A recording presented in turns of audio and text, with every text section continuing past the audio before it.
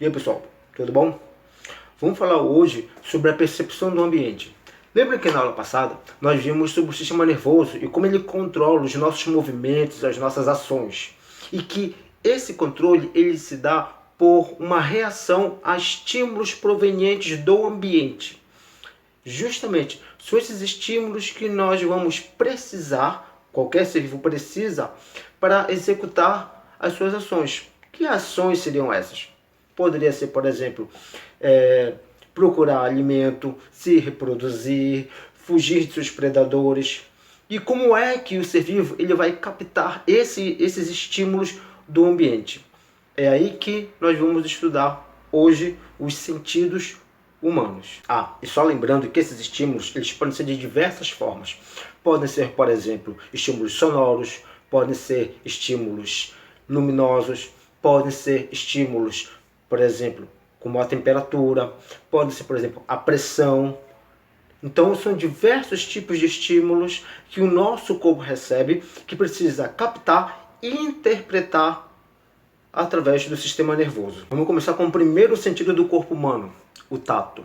O tato ele é responsável pela captação de estímulos táteis. O toque sobre a pele, ou então estímulos de temperatura, como por exemplo o calor e o frio. Esses estímulos eles são captados pelo nosso maior órgão do corpo humano, que é a pele. A pele humana ela é formada por 3 camadas. A epiderme, que é a camada mais externa, não possui vasos sanguíneos. A derme, que é a camada intermediária, ela possui vasos sanguíneos, portanto é ela que nutre a camada superior, que é a epiderme. E a tela subcutânea, que é a camada inferior da pele. Essa tela subcutânea, ela possui tecido adiposo, ou seja, gordura, que teria a função de isolar o corpo contra reações muito adversas do ambiente, como, por exemplo, frio intenso ou calor muito intenso. É na epiderme e na derme que estão os receptores dos estímulos, receptores táteis, receptores de temperatura. Eles captam esses estímulos e esses estímulos são levados até o sistema nervoso central por meio dos nervos. Segundo sentido, audição. A audição ela é captada pelos estímulos sonoros. Esses estímulos sonoros eles são as ondas sonoras. O que são essas ondas sonoras? Ou o som mesmo? São variações na pressão do ar. E esses estímulos sonoros são captados por meio das orelhas. Esses estímulos sonoros eles são muito importantes para que a gente possa interagir com o ambiente.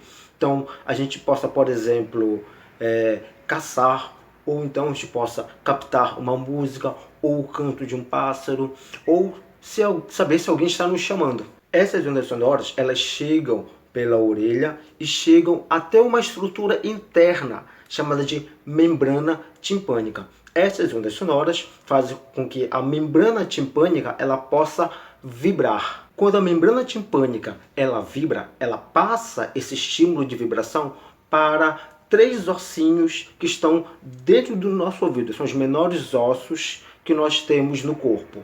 Esses 3 ossinhos, eles vibram e passam esse estímulo agora para a cóclea, que é uma estrutura em forma de concha de caracol. Ao passar esse estímulo sonoro para a cóclea, essa cóclea, então, ela recebe esse estímulo e passa para os receptores auditivos.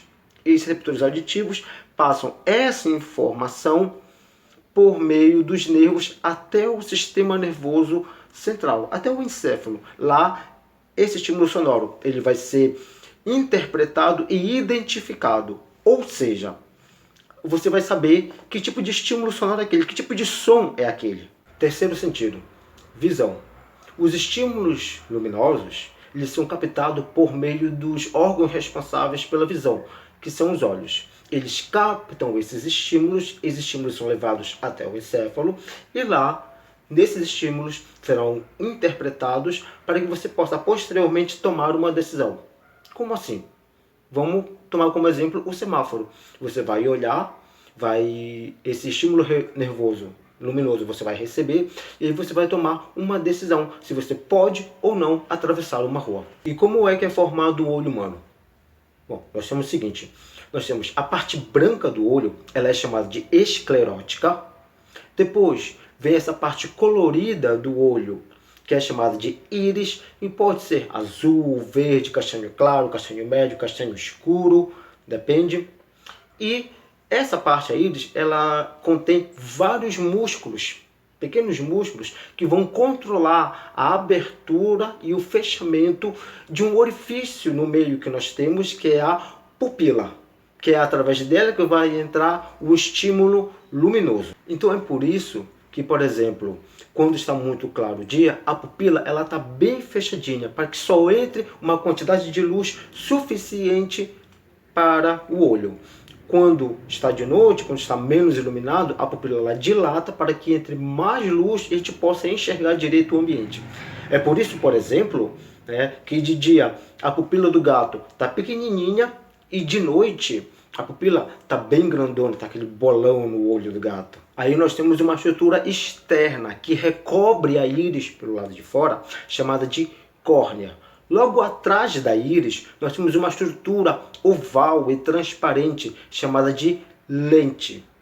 É essa lente que ela vai conduzir os raios luminosos até o fundo do olho, onde existe uma membranazinha chamada de retina.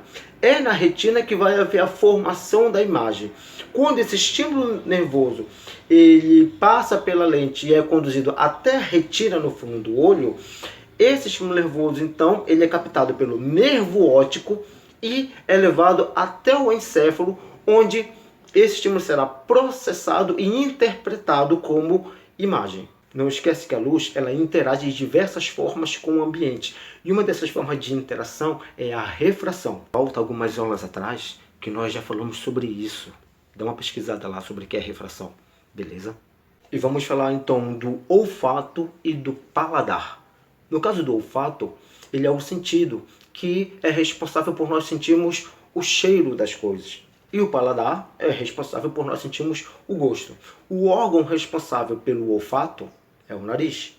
E o órgão responsável pelo paladar é a língua. O olfato permite que nós possamos identificar os imensos e diferentes tipos de cheiros que existem no ambiente, desde os mais agradáveis até aqueles não tão bem agradáveis assim, né? E o paladar, ele é responsável por nós sentirmos os 5 tipos de gostos que existem, tá? O doce, o salgado, o amargo, o azedo e o umami. E como é que nós sentimos o cheiro das coisas? Bom, dentro do nosso nariz existem estruturas fininhas, que são os receptores olfatórios. Eles vão captar as moléculas químicas que estão presentes no ar. Eles captam essas moléculas químicas presentes no ar e essas moléculas, então, esse estímulo olfatório, ele é transportado até o encéfalo por meio dos nervos. Já na língua, existem pequenas estruturas, como fossem elevações, chamadas de papilas. Nessas papilas estão as estruturas chamadas de receptores. Tá? Esses receptores papilares, eles vão captar esse estímulo e vão levar até o sistema nervoso, até o encéfalo, para que ele possa interpretar esse gosto. Essa identificação dos cheiros, principalmente aqueles não tão agradáveis, isso é uma forma de proteção do nosso corpo. No caso do gosto, a mesma coisa. Só que quando você ingere um alimento, o que essas papilas vão perceber não é apenas o sabor, mas também a textura do alimento. Ou seja, o olfato e o paladar, eles atuam em conjunto. Detalhe, quando você está gripado e você vai comer alguma coisa, essa comida está tão sem gosto, na realidade não é tão bem sem gosto. É porque você não está sentindo gosto, é porque a maior parte do que você percebe quando você come não é bem o gosto, é muito mais o cheiro. Então, como você não consegue perceber o cheiro direito quando está gripado, né, o nariz está trancado, aí você diz que a comida está sem gosto, mas na realidade é o componente dos dois, sem gosto e principalmente sem cheiro. É o cheiro que você está sentindo falta e não o gosto. E existem outras formas dos outros animais perceberem o ambiente. Por exemplo, os peixes, eles possuem uma sequência de células na lateral do corpo, né, várias células em sequência formando como se fosse uma linha. Isso é chamado de linha lateral. Isso serve com que o peixe ele possa detectar predadores, né, e também presas que estão a longas distâncias só através do movimento da água, que é captado por essas células. Os tubarões, por exemplo, possuem uma estrutura ali na cabeça, na parte de baixo, né, chamada de ampolas de Lorenzini. Essas estruturas, elas permitem com que o tubarão ele possa perceber estímulos elétricos que são vindos das suas presas. Assim, ele pode identificar as presas que estão enterradas no lodo ou então que estão presentes em águas muito turvas, onde não se possa ver direito. E algumas serpentes possuem uma estrutura chamada de fosseta loreal. Essa estrutura, a fosseta loreal, ela é um orifício que está presente entre os olhos e as narinas.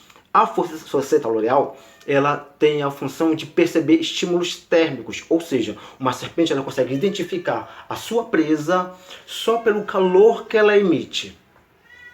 E agora vocês estão ouvindo uma percepção luminosa, né? Ou tipo, uma percepção auditiva, né?